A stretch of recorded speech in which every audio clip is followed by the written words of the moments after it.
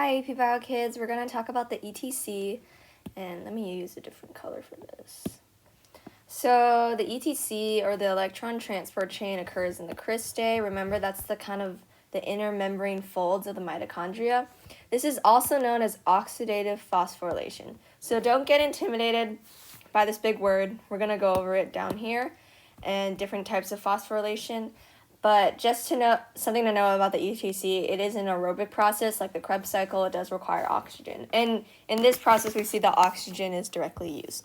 So oxidative phosphorylation. Like I said above, this occurs in the ETC.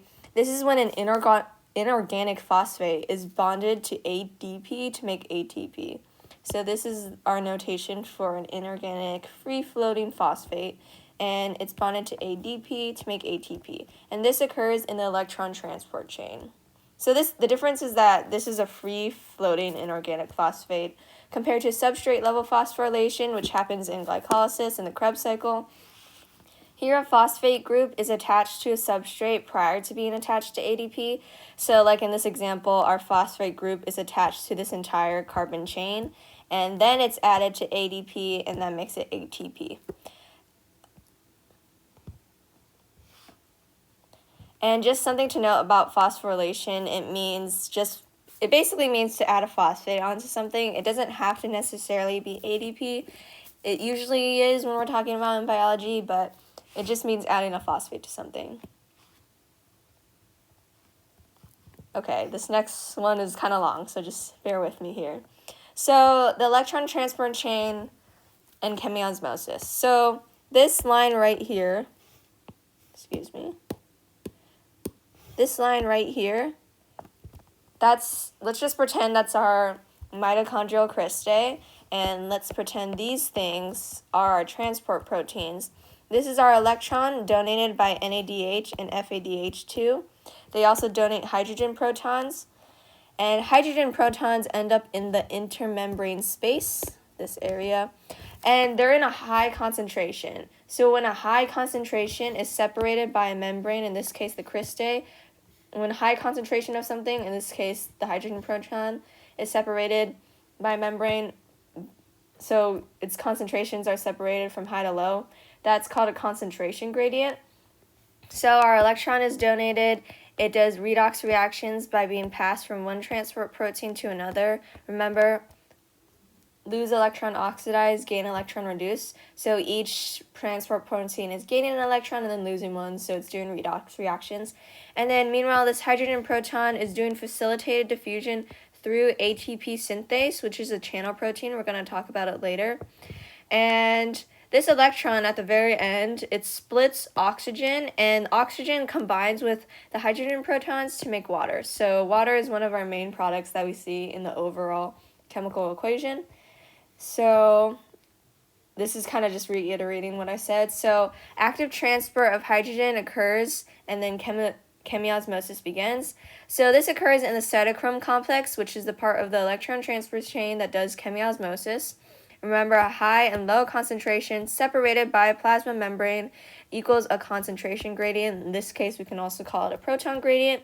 And as the electron gets passed, its energy decreases, and that energy is used for the active transport of the hydrogen protons by the transport proteins. Remember, active transport is going against high concentration gradient. So it's going from low to high. Facilitated diffusion or passive transport, that's usually going from high to low, so that doesn't require much energy. So this does facilitated diffusion after it does active transport. So it does active transport to end up here in this high concentration area, and then it follows its concentration gradient, which doesn't require that much energy, to end up in this low concentration by doing facilitated diffusion.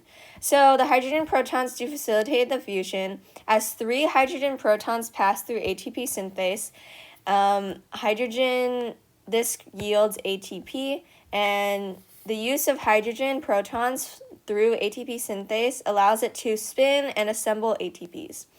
And this process actually yields the most ATP, around 34-ish. I mean, each source, like if you look in different sources, it kind of varies, but it's just like ballparking it roughly around 34 ATPs, this process, compared to the very few ATPs that we saw in glycolysis in the Krebs cycle.